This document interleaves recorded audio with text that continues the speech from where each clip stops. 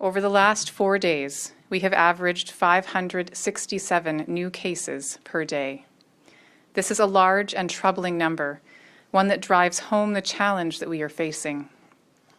Breaking it down by day, on Friday we identified 581 new cases of COVID-19, while our lab conducted more than 13,100 tests.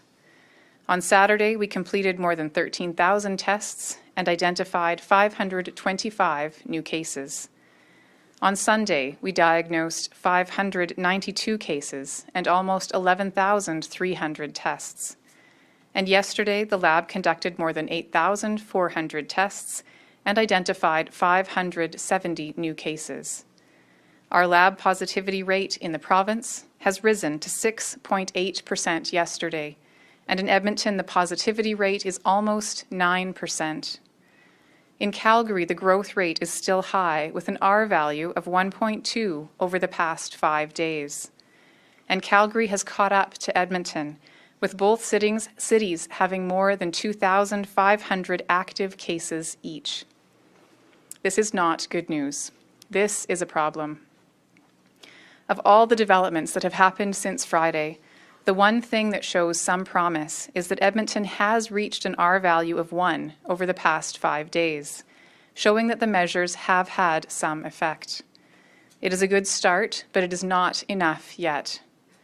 While COVID has consumed much of our attention in our lives, we must not forget that babies are still being born, accidents are still occurring, and Albertans continue to experience a wide range of urgent health needs. Our top priority is protecting the health system to ensure that COVID-19 does not threaten our ability to provide the essential care that Albertans require for all their health issues. Currently, there are 167 people in hospital in Alberta, including 27 in intensive care with COVID. This is a sharp and concerning increase.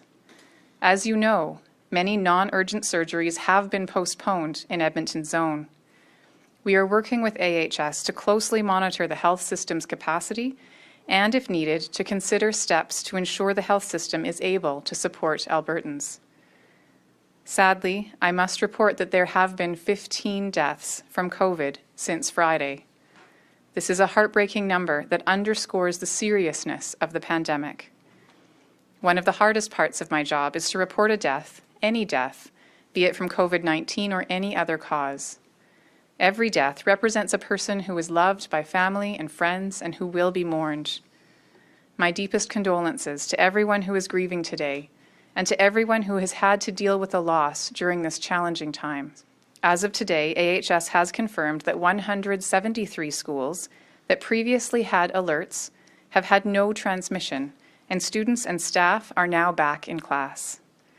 There are active alerts or outbreaks in 252 schools. That is about 10% of all the schools in the province. Currently, these schools have 778 active cases in total. This number includes 117 schools that are on outbreaks, including 50 currently on the watch list. So far, in-school transmission has likely occurred in 99 schools. Of these, 56 have had only one new case occur as a result. I have said before that cases we are seeing in schools, as well as in our hospitals and continuing care facilities, are largely a reflection of the transmission that is going on in our communities. As the case numbers reported over the last few weeks show, we are facing a concerning situation, and we need to reduce the rate of transmission if we want to avoid more difficult choices in the future. It is now flu season, and I have heard some people recently dismiss COVID as no different from influenza. While there are some similarities, I want to stress the differences between them and the challenges that each of them presents to us.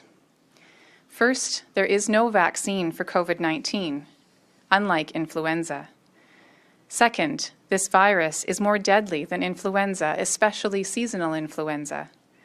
While the true mortality of COVID-19 will take some time to fully understand, the preliminary data is clear.